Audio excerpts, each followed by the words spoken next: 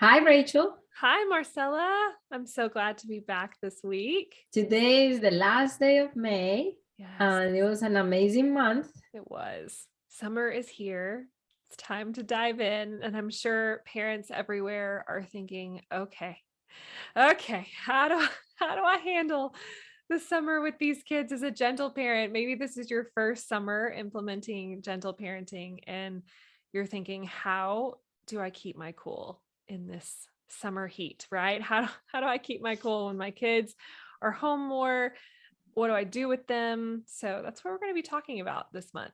Yeah, because when you have school age kids and you don't homeschool, from experience, I know that you get used to them going to school and having that time. And Yeah. now that they're with you 100% of the time, that transition could get really overwhelming. So today we're going to talk specifically about keeping your cool in the summer when your kids are home more, whether you are staying at home and working from home, or if you work outside the home and then you have to come home to kiddos that have been going crazy all day.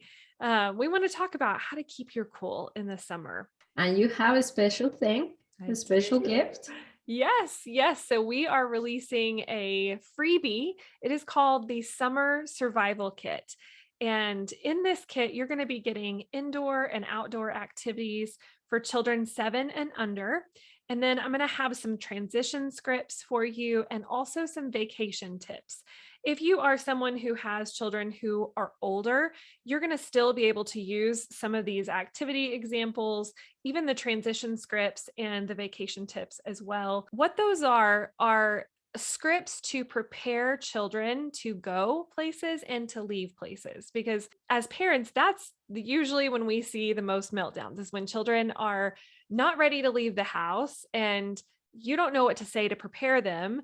And so then you're like, all right, it's time to go, and they freak out, right? Or you're at somewhere really fun. Maybe you're at the water park or you're at the pool or wherever it is. And kids don't want to leave those places either because they're super fun. And if you're like, all right, it's time to go, and they freak out and you don't know what to say, that is what these transition scripts are going to be for.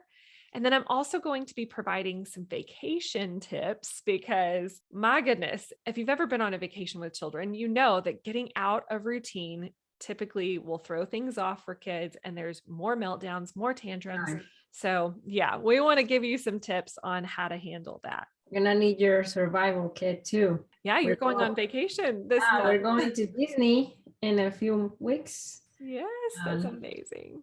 Yeah, I'm a little nervous, but the survival kit is gonna help me. That's right. How do you get this free survival kit? Very easy. Just open the description of this podcast episode and you're going to find the link there. Or you can go to the link in our bios on Instagram or on TikTok at the Considerate Mama or High Impact Club. You do not have a nanny or help during the summer, right? And you have 2 kids, not 1. So tell me what typical summer look like for you as a gentle and respectful parent. What do you do to keep your cool? Okay, so I do have an unfair disadvantage, I would say, because Brian has the same breaks the twins have. He works in a school and he has the same summer vacation breaks, the same fall breaks, the same spring breaks. So we are a team. Right now I'm working, recording the podcast. He's watching the twins. When he's done watching the twins, then I'm on.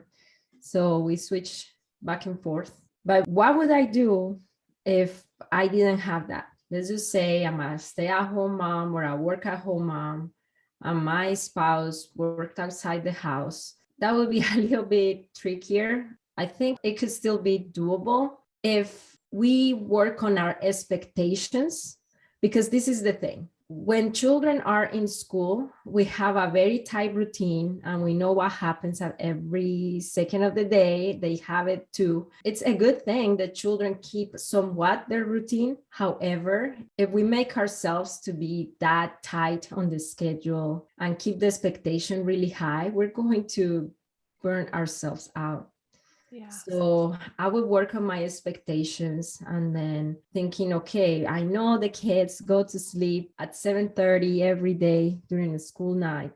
Maybe in the summer, because things are more unstructured and things sometimes don't go as expected because it's a different scenario, a different routine. Maybe the routine changes a little bit. So what I would do, I would look at what I have right now and I would see where I could tweak a little bit to fit my new normal.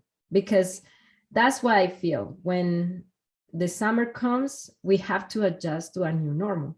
I normally wake up every day at 6. Today I woke up at 7:30. Nice.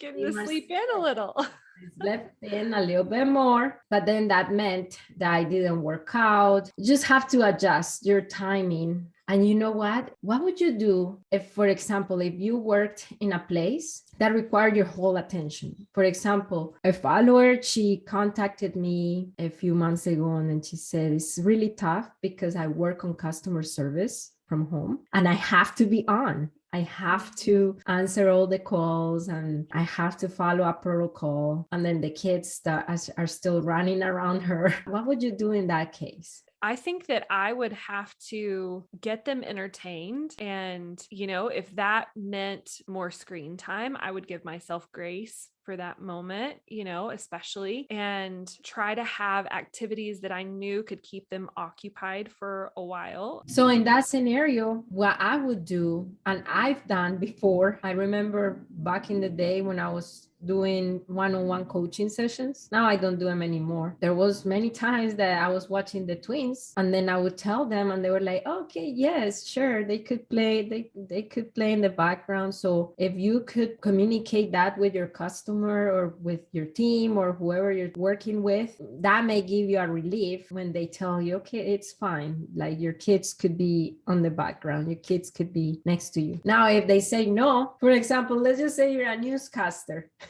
Have you seen those things that the person is presenting the news or the report and the kid is on the background and then the other person? Okay. In that case, if a job doesn't allow that, you will have to look for help because expecting a child to behave as an adult is impossible. Right. It's going to wear yourself out and you won't be able to get that from your child. Even my 6-year-olds, if I tell them you have to be quiet for the next 30 minutes, they might be entertained, but they're not going to be quiet. You may be sitting here listening and thinking to yourself, well, you both have help. So this is kind of unfair. I'm not in that position. I don't have help. I can't afford help.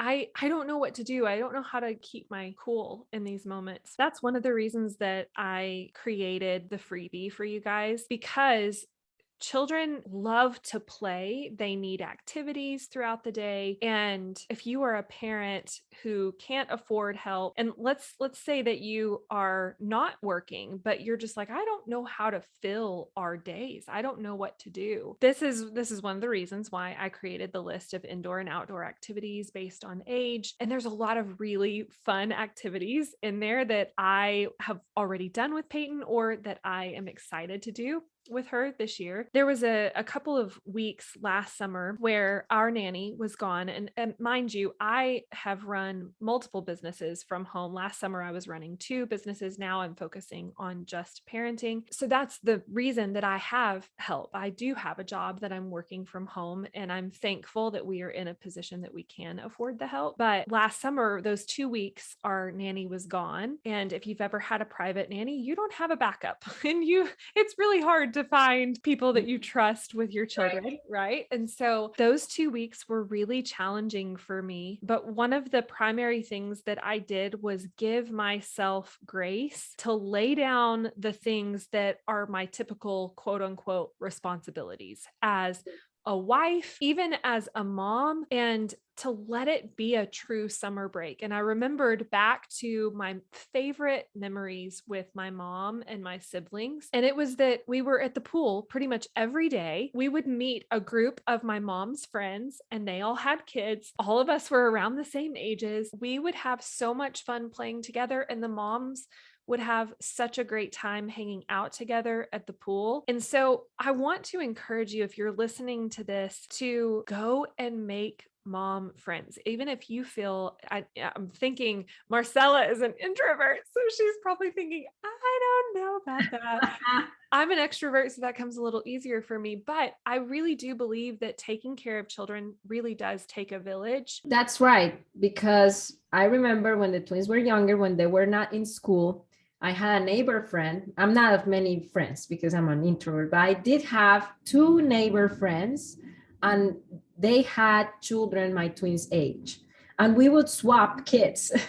Mm, Of course, you have to trust them. I trusted them a lot. They're my good friends. And every Friday, for example, one of them, her husband was deployed for a long time and she was alone with the kid. And then the only break that she had was a soccer game every Friday night. And I watched her grow so she could go to her soccer game. I knew that was the only break that she had during the week, and it helped her so much. She was so thankful.